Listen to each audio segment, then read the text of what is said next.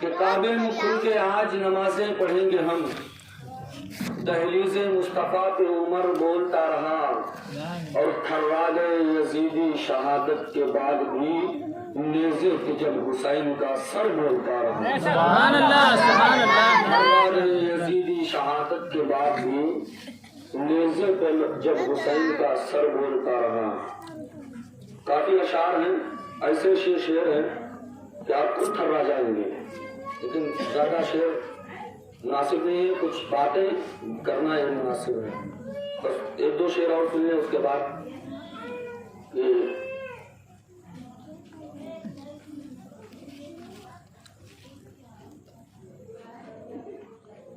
مٹانے ظلم و ستم کا غرور نکلے گا،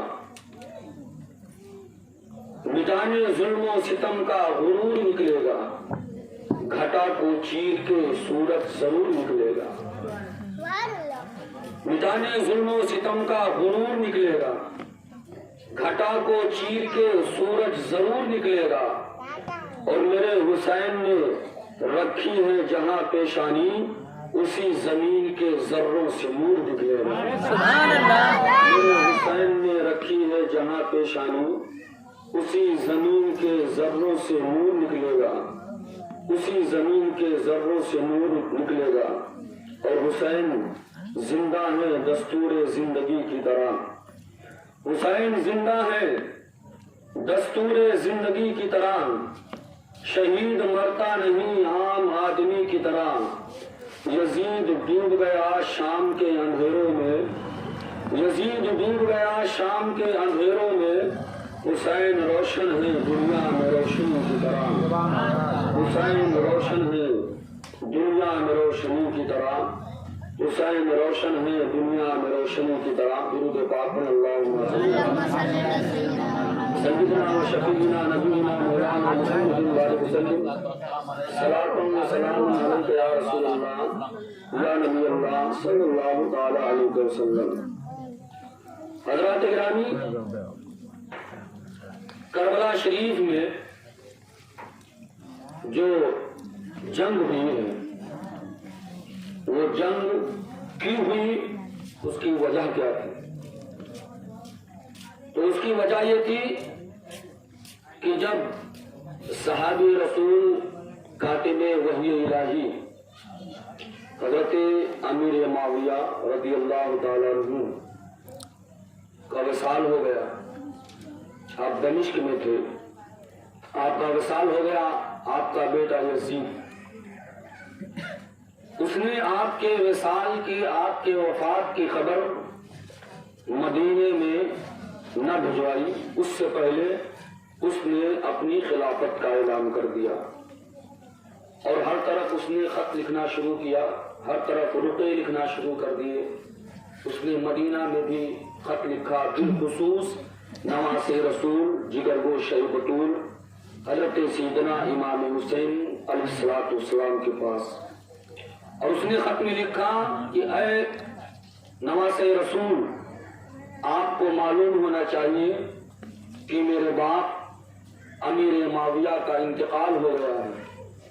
اور انہوں نے انتقال سے پہلے مجھے اپنا جانشین مقرر کر دیا ہے، مجھے اپنا خلیفہ مقرر کر دیا ہے۔ اس نے اپنی جھوٹی خلافت کا اعلان کیا، جبکہ بات یہ تھی کہ جب حضرت امام حسن رضی اللہ تعالیٰ عنہ خلیفہ تھے، اور آپ نے ایک مصلحت کے بنیاد پر، آپ نے پہلے بھی سنا ہوگا کہ آپ نے حضرت امیر معاویہ کو خلافت دی تھی، اور اس کے بعد یہ بات طے ہوئی تھی کہ حضرت امیر معاویہ کے بعد جو خلیفہ ہوں گے وہ نواز رسول حضرت امام حسین ہوں گے، وہ حضرت امام حسین ہوں گے۔ لیکن اب وہ چونکہ دمشق میں تھے، مدینہ میں نواز رسول حضرت امام حسین، اور وہاں ان کا وصال ہوا، اور یزید نے اپنی جھوٹی خلافت کا اعلان کیا اور یہ کہا کہ میرے باپ امیر معاویہ نے مجھے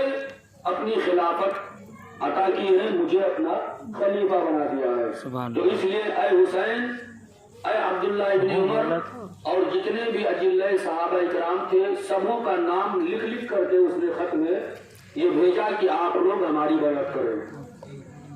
تو چونکہ یزید کی بدکاریاں، یزید کی مکاریاں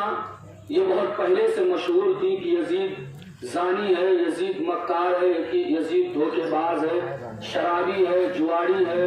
وہ لوگوں پر ظلم کرتا تھا. اس لیے حضرت امام حسین نے اس کی خلافت کا برگستہ انکار کر دیا. اس کی خلافت کا آپ نے برگستہ انکار کر دیا اور کہا کہ ہم تمہاری خلافت کو تسلیم نہیں کریں گے، ہم تمہاری خلافت کو تسلیم نہیں کریں گے، کیونکہ اس میں جو بات تھی یہ طے ہوئی تھی وہ یہ کہ امیر معاویہ کے بعد مجھے خلیفہ مقرر کیا جائے گا اور تم نے اپنی جھوٹی خلافت کا اعلان کر دیا ہے، اس لیے ہم تمہیں اپنا خلیفہ، اپنا امیر تسلیم نہیں کریں گے. آپ نے یہ انکار کر دیا. اب ادھر یزید نے کوفہ کے جو گورنر تھے نعمان بن بشیر، وہ صحابی رسول تھے، محب اہل بیت تھے، ان کے پاس اس نے خط لکھا کہ تمام اہل کوفہ سے ہمارے نام پر بیعت لیجیے. تو جب وہ خط یہاں پہ آیا اور نعمان بن بشیر نے جب جمعہ میں اعلان کیا کہ امیر معاویہ کا انتقال ہو گیا ہے اور انہوں نے اپنی خلافت کا اعلان کیا ہے اور تمام اہل کوفہ سے اپنی بیعت طلب کی ہے، تو کوفہ والے بھی اس کی بیعت سے انکار کر گئے اور انہوں نے کہا ہم یزید کی بیعت نہیں کریں گے. اب ہوتا کیا ہے کہ اہل کوفہ یعنی جو شیعان علی تھے انہوں نے ادھر سے دوسری طرف سے انہوں نے نواسے رسول کو خط لکھنا شروع کیا کہ اے نواسے رسول آپ ہمارے درمیان آ جائیں، آپ ہمارے درمیان آ جائیں. یزید نے اپنی خلافت کا اعلان کیا ہے، ہم اس کے ہاتھ پر بیعت نہیں ہوں گے، اس لیے آپ ہمارے درمیان آ جائیں، ہم آپ کے ہاتھ پر بیعت ہوں گے، ہم آپ کو اپنا جانشین مقرر کریں گے، ہم آپ کو اپنا خلیفہ امیر المومنین مقرر کریں گے. روایتوں میں آتا ہے کہ پہلا خط امام حسین کے پاس پہنچا، آپ نے اس خط کو پڑھا اور اس کے بعد لگاتار 3 دنوں کے اندر تقریباً 150 خطوط شیعان علی نے امام حسین کے پاس بھیجا. کتنے خط؟ 150 خطوط انہوں نے بھیج دیا اور ہر خط میں یہی لکھا کہ اے نواز رسول آپ ہمارے درمیان آ جائیں، ہمارا کوئی امیر نہیں ہے، ہمارا کوئی جو ہے رہبر نہیں ہے، ہمارا کوئی پیشوا نہیں ہے، آپ ہمارے درمیان آ جائیں. ہاں اگر آپ نہیں آتے ہیں تو آپ یہ جان لیں کہ ہم مجبوراً یزید کے ہاتھ پر بیعت کر لیں گے اور کل قیامت میں آپ کے نانا کے سامنے آپ کے دامن کو پکڑ کر یہ کہیں گے کہ اے دونوں جہاں کے تاجدار، ہم نے آپ کے نواسے حضرت امام حسین کو بلایا تھا لیکن یہ ہمارے درمیان نہیں آئے، ہم نے مجبوراً یزید کے ہاتھ پر بیعت کر لی. یہ سارے خطوط تقریباً 150 خطوط حضرت امام حسین کے پاس شیعان علی کے آ گئے. تو حضرت امام حسین کے پاس جب 150 خطوط آئے تو آپ نے مشورہ کیا، تمام صحابہ جو اس وقت موجود تھے ان کو بلایا اور بلانے کے بعد میں مشورہ کیا اور ان کے سامنے ان خطوں کو نکال کر کے رکھا اور کہا پڑھو، یہ اہل کوفہ کے خط آئے ہیں، شیعان علی کے خط آئے ہیں اور وہ ہمیں اپنے درمیان بلا رہے ہیں. انہوں نے یزید کے بیعت سے انکار کر دیا ہے اور وہ ہمیں بلا رہے ہیں. اگر ہم ان کے درمیان نہیں گئے، اگر وہ گمراہ ہو گئے، اگر انہوں نے یزید کے بیعت کو تسلیم کر لیا تو ہم کل اپنے نانا کے درمیان ان کے سامنے کون سا منہ لے کر کے جائیں گے، اس لیے میں کوفہ جانے کے لیے تیار ہوں. امام حسین نے کہا کہ میں کوفہ کے جانے کے لیے تیار ہوں، لیکن جو صحابہ اکرام تھے، عبداللہ ابن زبیر، عبداللہ ابن عمر اور جو ہے جتنے بھی اجلہ صحابہ تھے انہوں نے مشورہ دیا کہ اے امام حسین آپ کوفہ نہ جائیں، کیونکہ کوفہ والوں کی جو ہے بے وفائی مشہور ہے. کوفہ والے جب انہوں نے آپ کے بعد حضرت علی کے ساتھ بے وفائی کر دی، انہوں نے ان کو قتل کر دیا، تو کیا بعید ہے کہ وہ آپ کے ساتھ بے وفائی کر جائیں؟ اس لیے آپ کوفہ نہ جائیں، آپ کوفہ جانے کا ارادہ ملتوی کر دیں۔ حضرت امام حسین نے کہا نہیں ہے لوگوں، یہ ہمارا فریضہ بنتا ہے، وہ ہمیں خط لکھ کر کے بلا رہے ہیں، اور ایک دو خط نہیں، انہوں نے 150 سے زائد خطوط ہمارے پاس بھیجے ہیں، اس لیے میں نے یہ طے کیا ہے میں کوفہ ضرور جاؤں گا۔ اگر میں کوفہ نہ گیا تو کل قیامت کے دن انہوں نے میرے نانا کے سامنے اگر شکایت کر دی تو میں وہاں پہ کون سا جواب دوں گا؟ اس لیے میں کوفہ جانے کے لیے تیار ہوں اور میں کوفہ ضرور جاؤں گا۔ تو جو صحابہ کرام تھے انہوں نے جب یہ دیکھا کہ نواز رسول نہیں مانیں گے، یہ کوفہ ضرور جائیں گے، تو انہوں نے ایک مشورہ دیا، اور وہ مشورہ یہ تھا کہ اے نواز رسول، اگر آپ کوفہ جانا ہی چاہتے ہیں، آپ کوفہ جانا ہی چاہتے ہیں تو آپ پہلے مت جائیں، بلکہ پہلے آپ کسی اپنے جانشین کو کوفہ بھیج دیں، تاکہ وہ وہاں جا کر کے وہاں کے حالات معلوم کرے اور وہاں کے حالات کو دیکھے اور لوگوں کے دلوں کو دیکھے۔ اگر وہاں کے حالات سازگار رہے، اگر لوگوں نے ان کے ساتھ جو ہے وفا کیا، ان کے ساتھ ان کے ہاتھ پر آپ کے نام کی بیعت کی، اور وہ وہاں کے حالات کو دیکھ کر وہاں کے سازگار حالات کا ملاحظہ کرے، پھر وہ وہاں سے خط لکھے، پھر آپ یہاں سے کوفہ کے لیے روانہ ہوں۔ چنانچہ اس مشورے پر حضرت امام حسین متفق ہو گئے۔ انہوں نے کہا ٹھیک ہے، تو اب بھیجا کسے جائے، کسے بھیجا جائے؟ تو حضرت امام حسین نے حضرت مسلم بن عقیل کو منتخب کیا۔ کسے منتخب کیا؟ حضرت مسلم بن عقیل کو۔ حضرت مسلم بن عقیل امام حسین کے جانشین بن کر کے آپ کوفہ جانے کے لیے تیار ہو جاتے ہیں۔ زاد راہ باندھی، زاد راہ، اور اس کے بعد آپ وہاں سے آپ روانہ ہوئے، گھوڑے پہ آپ نے بیٹھ کر کے آپ وہاں سے روانہ ہوئے۔ روایتوں میں آتا ہے کہ جب آپ جانے لگے تو آپ کے دو چھوٹے چھوٹے بچے تھے، محمد و ابراہیم، انہوں نے بھی ضد کیا کہ بابا ہم بھی آپ کے ساتھ چلیں گے۔ حضرت امام مسلم نے انہیں سمجھایا بیٹے ہمارے ساتھ مت جاؤ، کوفہ قریب نہیں ہے، بہت دور ہے، راستے میں بہت تکلیفیں اٹھانی پڑے گی، راستہ بہت پرخطر ہے، اس لیے تم ہمارے ساتھ مت چلو۔ ہاں میں جا رہا ہوں، وہاں جانے کے بعد اگر وہاں کے حالات سازگار رہے تو تم کیا تمہارے پورے گھر والوں کو میں کوفہ بلا لوں گا، اس لیے تم لوگ مت جاؤ۔ لیکن وہ چھوٹے چھوٹے بچے تھے، وہ ضد ہو گئے، کہا نہیں بابا ہم بھی آپ کے ساتھ چلیں گے۔ انہوں نے پیروں کو پکڑ لیا، کہا ہم بھی ساتھ چلیں گے۔ تو روایتوں میں آتا ہے کہ حضرت امام مسلم مجبوراً اپنے دونوں بچے اور محمد کو لے کر کے کوفہ کے لیے روانہ ہوتے ہیں۔ راہ پرخطر ہے، قادسیہ کے راستہ سے ہوتے ہوئے،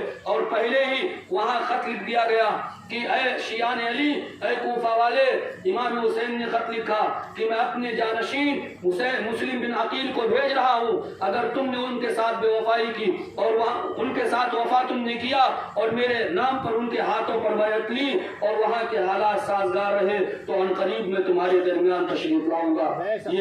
یہ وہاں پہ خط لکھا گیا، اور اس کے بعد حضرت امام مسلم قادسیہ کے راستہ سے ہوتے ہوئے آپ کوفہ کے لیے روانہ ہوئے، اور آپ شہر کوفہ جب پہنچے، کوفہ کے دروازے پہ روایتوں میں آتا ہے جوق در جوق شیعان علی حضرت امام مسلم کے استقبال کے لیے آتے ہیں، اور استقبال کرتے ہوئے حضرت امام مسلم کو جو ہے وہ کوفہ کے جامع مسجد، بڑی مسجد میں لے جاتے ہیں، اور تاریخ بتاتی ہے کہ آن میں دیکھتے ہی دیکھتے ایک ہی دن میں 40,000 شیعان علی نے امام حسین کے نام پر امام مسلم کے ہاتھوں پہ بیعت کر لی۔ 40,000 شیعان علی نے بیعت کر لی، اور بہت ہی جوش و خروش کے ساتھ استقبال کے ساتھ حضرت امام مسلم کو جو ہے وہ جامع مسجد میں لے گئے، اور ان کے ساتھ جو ہے اچھا سلوک کیا، اچھے سلوک کے ساتھ پیش آئے۔ 40,000 شیعان علی امام مسلم کے ہاتھ پر امام حسین نواز رسول کی بیعت لیتے ہیں۔ آپ نے جب ایک دن گزرتا ہے آپ نے دیکھا کہ یہ شیعان علی بڑی محبت سے پیش آ رہے ہیں، ان کا دل امام حسین کی طرف ہے، ان کے جو ہے دل امام حسین کی محبت میں رکھتا ہے، یہاں کے حالات سازگار ہیں، تو آپ نے امام حسین کو خط لکھ دیا، اے نواز رسول، اے جگر گوش بطول، آپ فوراً کوفہ چلے آئے، کوفہ کے لوگ آپ کے دیدار کے منتظر ہیں، کوفہ کے دل آپ کی طرف مائل ہے، انہوں نے جو ہے ہمارے ساتھ بہت محبت سے یہ پیش آئے ہیں، اور تقریباً ایک ہی دنوں میں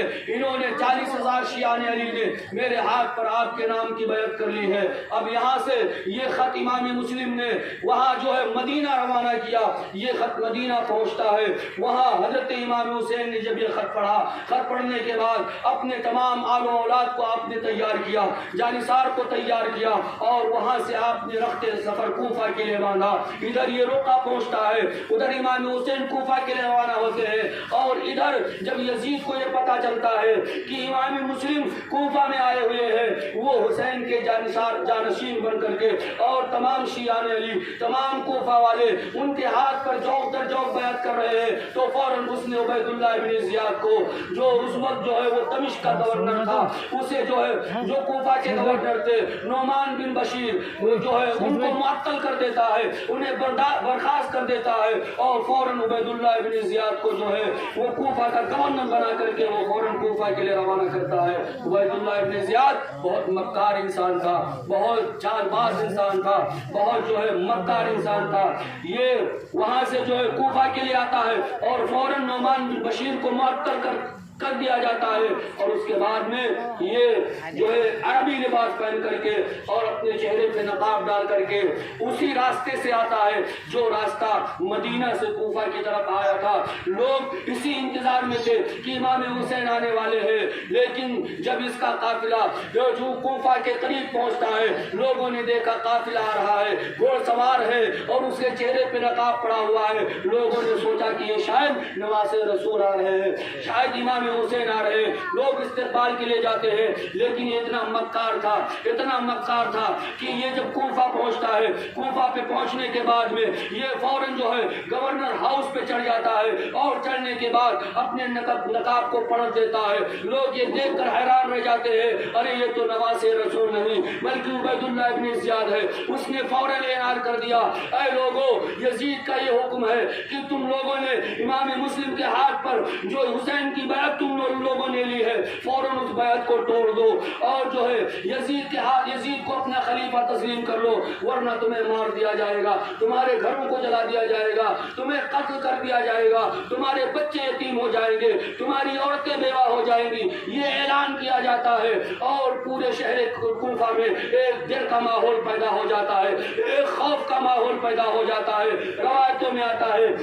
کہ حضرت امام مسلم رضی اللہ تعالیٰ عنہ جب آپ نماز عصر پڑھاتے ہیں تو آپ کے پیچھے 40,000 یا 50,000 شیعان علی آپ کے اقتداء میں نماز پڑھتے ہیں، لیکن عبید اللہ ابن زیاد کے اس اعلان کے بعد میں جب آپ مغرب کی نماز پڑھانے کے لیے جاتے ہیں تو آپ کے پیچھے 40 یا 50,000 کا لشکر ہوتا ہے، شیعان علی ہوتے ہیں، آپ کے اقتداء میں نماز پڑھنے کے لیے کھڑے ہوتے ہیں۔ لیکن تاریخ بتاتی ہے کہ جب امام مسلم نے سلام پھیرا، اور سلام پھیرنے کے بعد جب آپ نے پیچھے مڑ کر کے دیکھا تو ایک بھی شیعان علی وہاں موجود نہیں تھا، سارے کے سارے لوگ امام مسلم کا ساتھ چھوڑ کر کے بھاگ جاتے ہیں۔ اب کوفہ کے ان بازاروں میں امام مسلم تنے تنہا ہے، آپ سوچ رہے اب کہاں جائیں، کیا کریں؟ آپ اس بات کا آپ کو زیادہ غم لاحق ہے کہ میں نے حسین کو خط لکھ دیا ہے، وہ کوفہ آ رہے ہوں گے۔ عزیزان ملت اسلامیہ، حضرت امام مسلم رضی اللہ تعالیٰ عنہ کو کوفہ کی سرزمین پر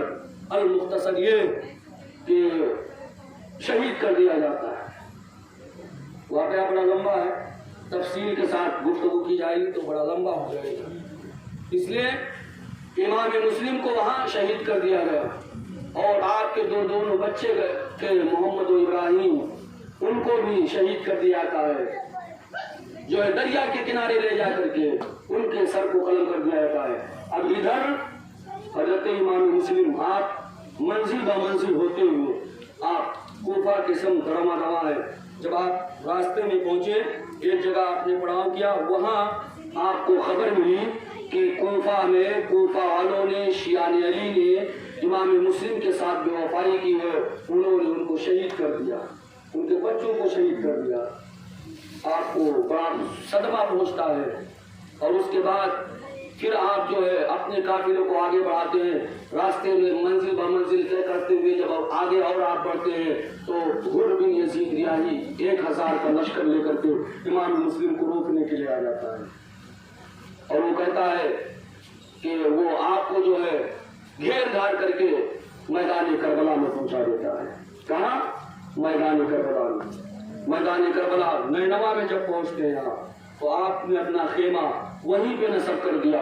اور اپنے گھوڑے وہیں باندھے اور کہا ہے لوگوں یہیں ٹھہر جاؤ، یہی یہ وہ کرب و بلا ہے، یہی ہمارے اونٹوں کے بیٹھنے کی جگہ ہے، یہاں ہمارے خیمے نصب کیے جائیں گے، یہیں پہ جو ہے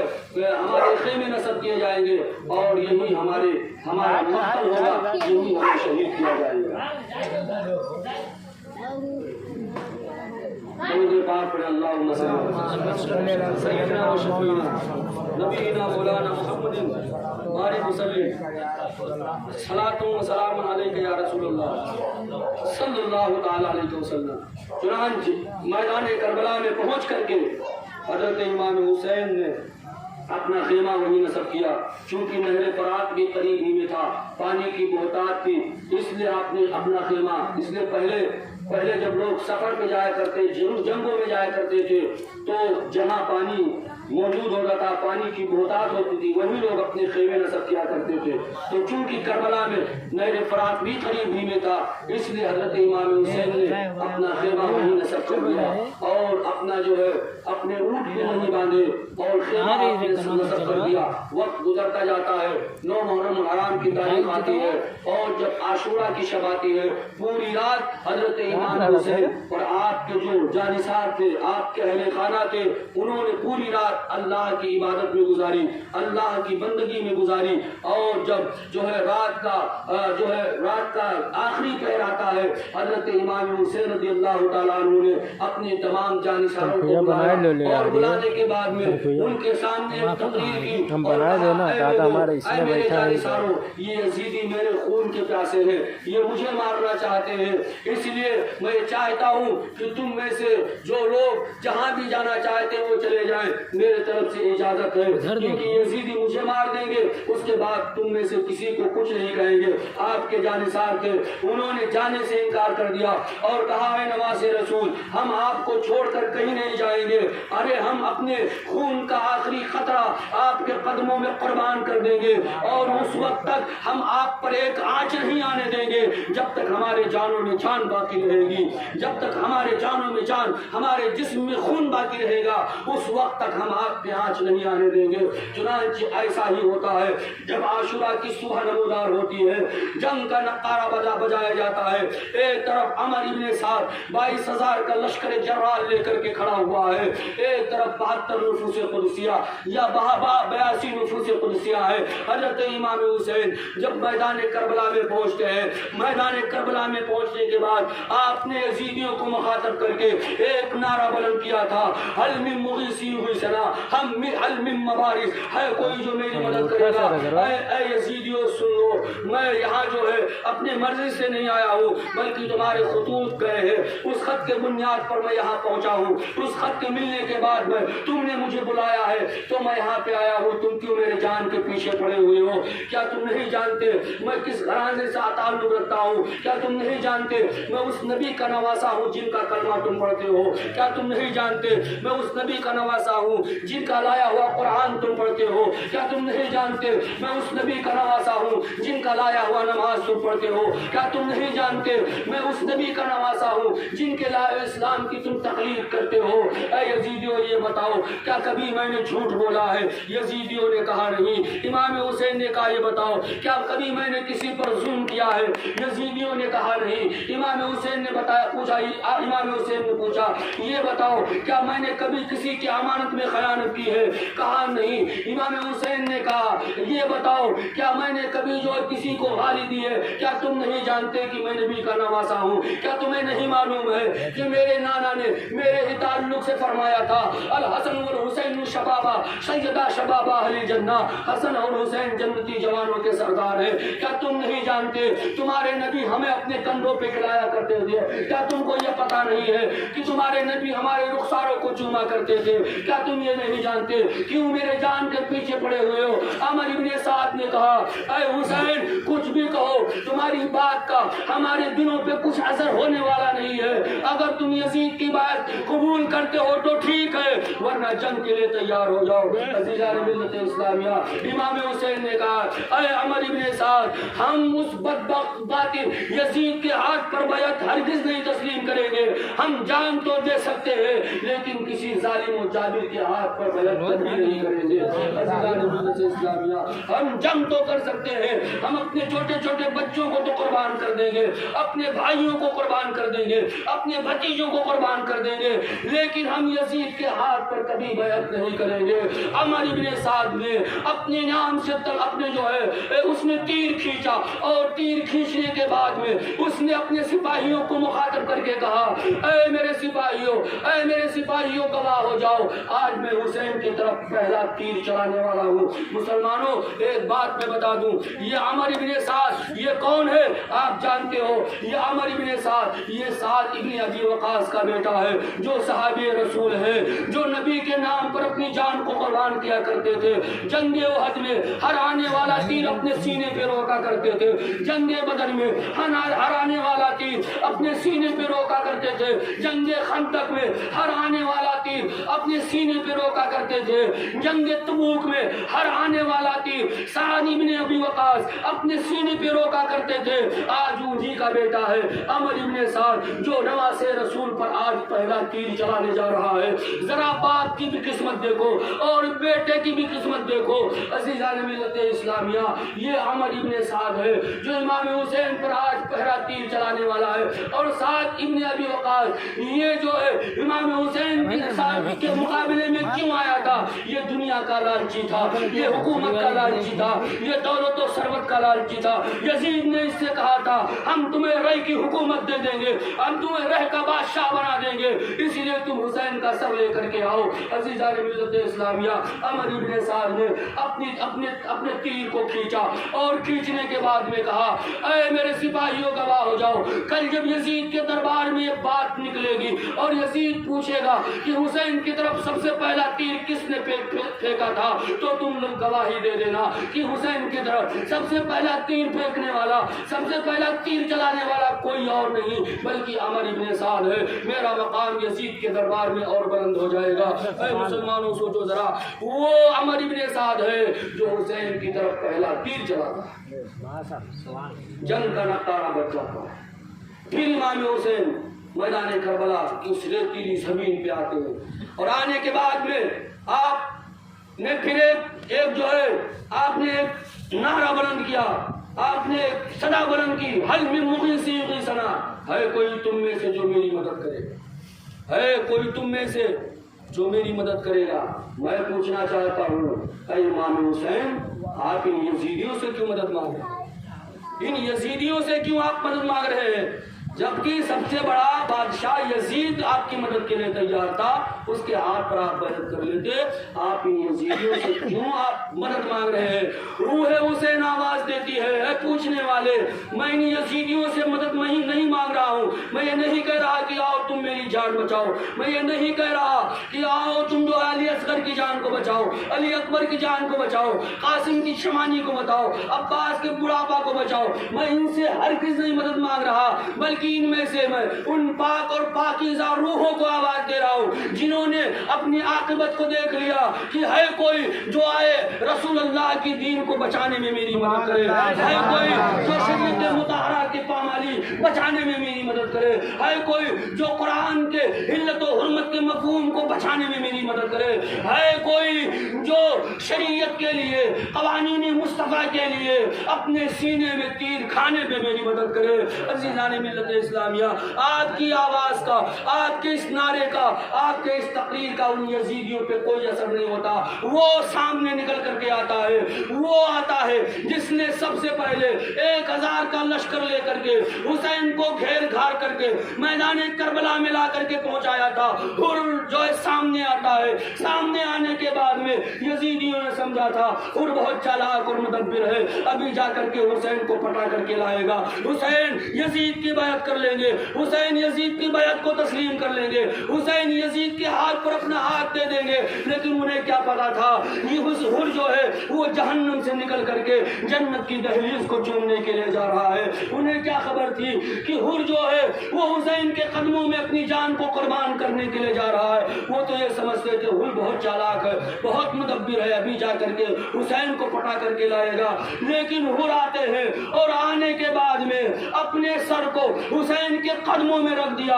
اور رکھنے کے بعد میں کہا اے نماز رسول، میں بہت بڑا گنہگار ہوں، میں بہت بڑا پاپی ہوں، میں نہیں جانتا تھا کہ یزیدی ظالم آپ کو اس طرح سے گھیر گھا کر کے آپ کے ظلم و تشدد کا پہاڑ توڑیں گے۔ اگر مجھے یہ پتا ہوتا تو میں آپ کو کربلا ہرگز نہیں آنے دیتا، میں آپ کو کربلا گھیر گھار کے کر کے کبھی نہیں آتا۔ اے حسین، آپ نے آواز دی ہے، میں آ گیا ہوں، آپ میری خطاؤں کو معاف کر دیجئے، آپ میری خطاؤں